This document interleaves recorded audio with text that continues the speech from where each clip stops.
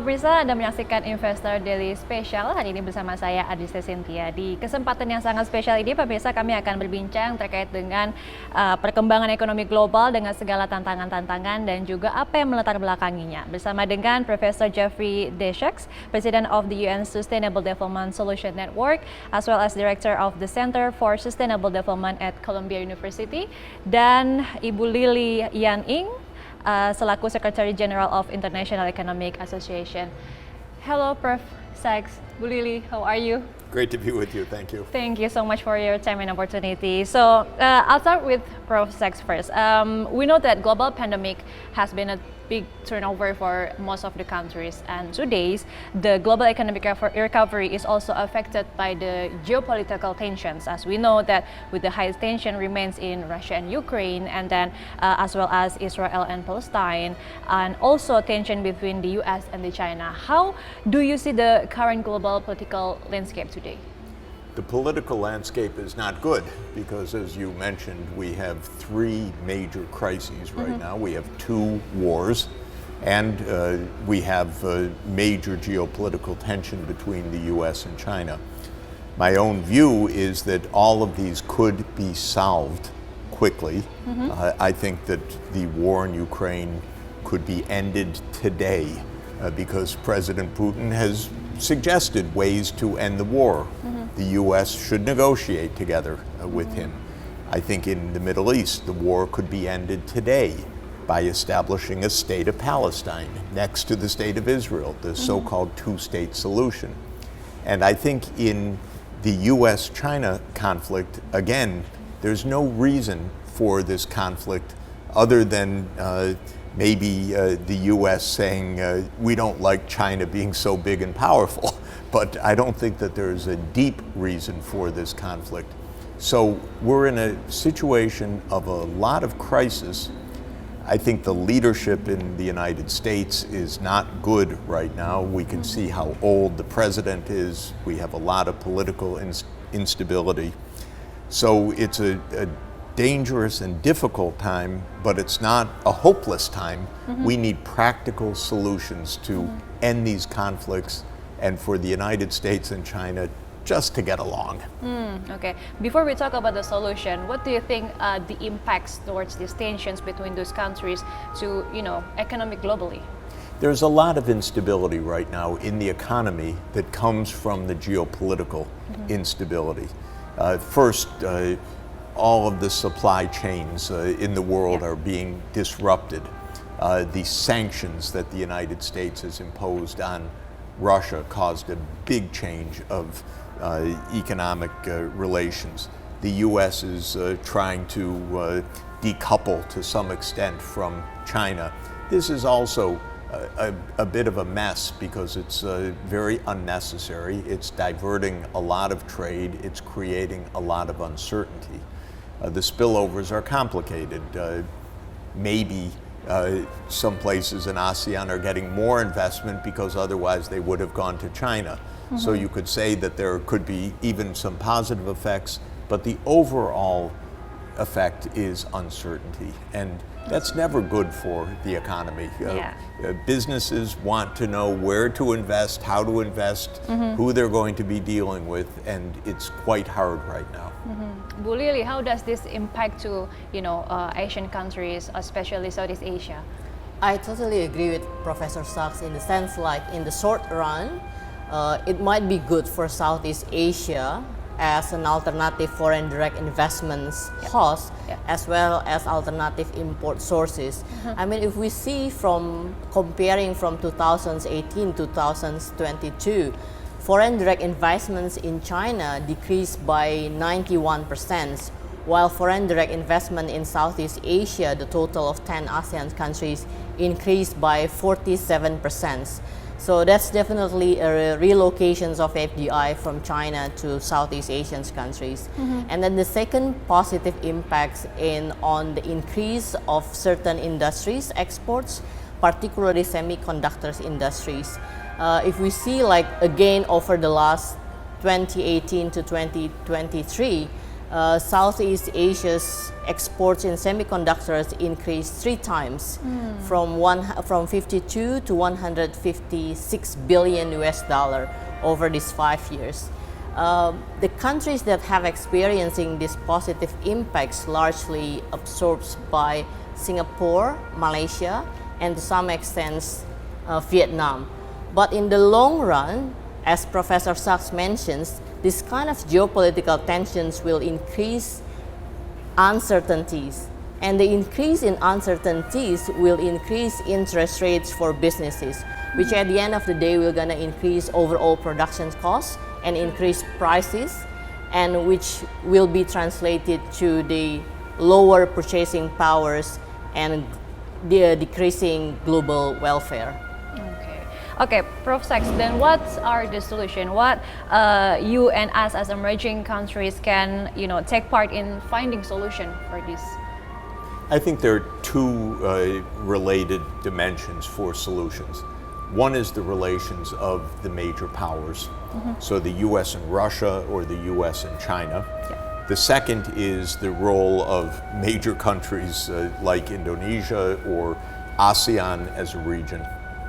When it comes to the major powers, I have to say, maybe unfortunately, I blame the United States a lot, because the mindset of the US government after 1991, when the Soviet Union disappeared, the mindset was, okay, now the US runs the world. And the US idea was, this is a unipolar world, we can do what we want.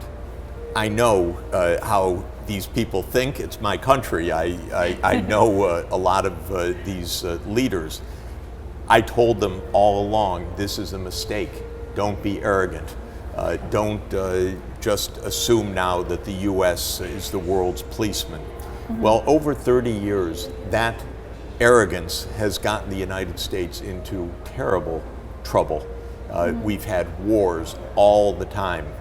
In Afghanistan, in Iraq, in Syria, in Libya, now in Ukraine. I have to say, I blame the United States for most of this, because the idea was we get to do what we want, but other countries say, no, sorry, you're just one country, we have our own views. And Russia has said, stop, we don't want your military on our border. This is why there's a war in Ukraine. Because the United States said, we are NATO, we'll put NATO where we want. Russia said, no thank you, we don't want you next door. So this is the mindset that needs to change in the United States first and foremost. And then you have arrogance, for example, Israel. Israel says, we don't want a Palestinian state. But that's not fair. There are millions of Palestinians that need their own political self-determination. So again, it's a question of arrogance. Or in this region, there's arrogance of the United States also. Of course, China's a major country. Of course, there are many issues because of China's rise. But I believe in the one China policy, and I don't like the United States meddling in Taiwan, for example, because it's sending armaments. I say no, that won't protect Taiwan. That won't make for peace. That's likely to create a war if the United States keeps the mindset that it can do what it wants. So my hope is diplomacy. Diplomacy of the great powers so that they don't mess up the world. I want the US and Russia to negotiate. I want the US and China to negotiate. Now, when it comes to major countries like Indonesia, which is the fourth most populous country in the world, there's a big role to play. And the big role to play is to say, first of all, to the big powers, don't keep all of these tensions. We don't want to choose sides. We can deal with everybody. Don't tell us to be on this side or this side or this side. We have our own future, and we don't want to be forced one way or another. So we want good relations with everybody. But then it means that the big powers have to have good relations rather than dividing the world.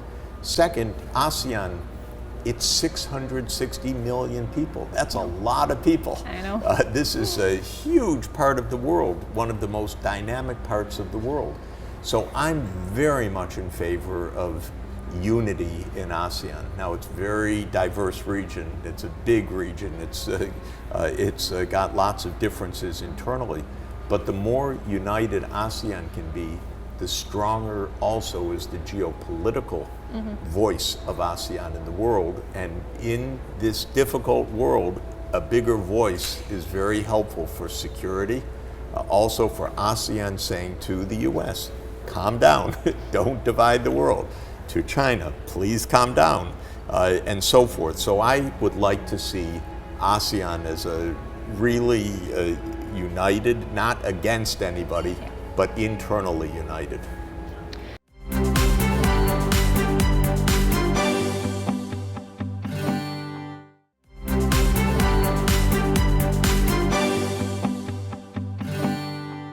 Okay, so it is interesting if we're talking about the US because the world's eyes now are on the political dynamics approaching presidential election next November in the United States of America. How this will affect the US economic treasury?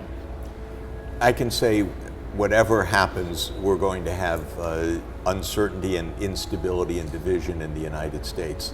In other words, the November election will not resolve anything. I'm sorry to say, because the U.S. is politically divided. We have two candidates that are not so good from the U.S. point of view. One is far too old and infirm and is not capable of being president any longer. This is President Biden. This is absolutely clear. The other is unfortunately a convicted felon and is an unstable personality. And these are the two leading candidates of the United States. And I can tell friends in the rest of the world, even if it were different candidates, our political system is not working very well right now. It's very divided. It's not solving practical problems. So the rest of the world, unfortunately, cannot depend on a stable United States or on any kind of U.S. leadership. No. We just want the U.S. to not create more problems, but not to expect leadership coming from the United States. So this is a difference in the world. We're entering a period where we don't have a major U.S. leadership. We have a kind of instability in the United States. It won't be stopped or solved in November. Okay, so given the explanation by Prof. Sach, Bu Lily, how this political situation in the United States can impact the Asian countries, especially in the economic cooperation between the U.S. I think regardless Democrats or Republic will be in the White House in the next terms, the U.S. foreign policies towards China and other countries will remain the same. Particularly the tensions in trade will be extended to technology and now national securities. So we should be prepared. This U.S.-China tensions will remain the same if it is not escalating. And that's gonna bring a lot of consequences on ASEAN's countries. As I mentioned, in the short run, it may bring positive effects, but in the long run, it's just gonna create uncertainties, and that's gonna increase the overall production's cost. The thing is that what we still hope from major countries, it's been way too long for us to be ignorant on three major issues: rising inequality, governance, AI governance, and climate change. Okay. So I think we need more voices from emerging countries to put these pressures that we are in the very urgent situations that we need a global solutions for these three main issues: rising inequality, AI governance, and climate change. And even though we might not be able to get resources from major countries, I think the power of emerging countries should be moving forwards to tackle on those three main issues. Okay, sure. Let's back to the prospect of the global economic recovery. The World Bank said that the 26 countries that collectively account for more than 80% of the world's population and global GDP would still be growing more slowly than they did in the decade before COVID-19. What is the key or the key factors in terms of policy, both monetary policy and also fiscal policy, that will be the key to accelerate the growth in 2024? Well, I think, first of all, the World Bank may be wrong, so I'm not taking that as a given. There are the big geopolitical uncertainties, but on the other side, there are major technological advances, of course. We know this in all of the digital technologies, in the role of 5G, in the role of artificial intelligence, and many other areas. Those can be a spur for the economy. We also know that we need a real changeover in the world's energy system, for example. We have to move to a low carbon economy. We know we need to move to new kinds of agriculture that are much more sustainable. So there's a lot of potential technological advance and a lot of investment ahead, and this could be a period of actually very rapid growth if the geopolitics works better, if the global financial market system works better. So I wouldn't take the pessimism of the World Bank as given. Again, I think we need to look at very practical approaches and solutions. Every country needs a strategy for energy, for digital, for infrastructure, because there's a lot of good investment to be made. I would also add one basic point. If you ask what's the most important investment for any country at our time, without question, it's the quality of education. Are the schools working well for young people? We're in a knowledge economy. We're in a science and technology world economy.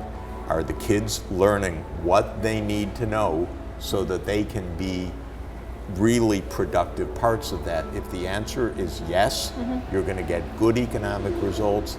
If the answer is no, it doesn't matter what else you do in an economy. If the skills aren't there, forget it. Okay. Do you agree, Bu Lily? The education is the most important key. Well, I factors. couldn't agree more. I think in the long run, all we need is the quality of education, the quality of human capital. I mean, taking examples like with the current situations, there has been a growing potentials in semiconductor industries for ASEAN countries. And it's only like Singapore and Malaysia that can tap, and to some extent Vietnam, that can tap into these opportunities. The key is that Singapore, like in the semiconductor industry, there are 3 tiers. One is research and development, the second tier is wafer fabrications, and the last tier is assembly, testing, and packaging. And why Singapore and Malaysia? Because those countries have already prepared human capital as well as the hard infrastructures to enable them to tap into these opportunities of the growing semiconductor industries. And if I may conclude is that if we see Tim Cook, the CEO of Apple, the reasons of Apple invest in China, it's not because of the labor, the cheap labor of China. China unit labor cost has been increasing since 25, much higher than ASEAN countries. But the reasons of Apple invest in China because of the number and the quality of engineers in China. So I think if ASEAN wants, or other emerging countries want to tap into opportunities and provide this sustainable long-term growth, I think the key is human capital occupied by hard infrastructure, not only road transportations, but also the digital infrastructure. Sure.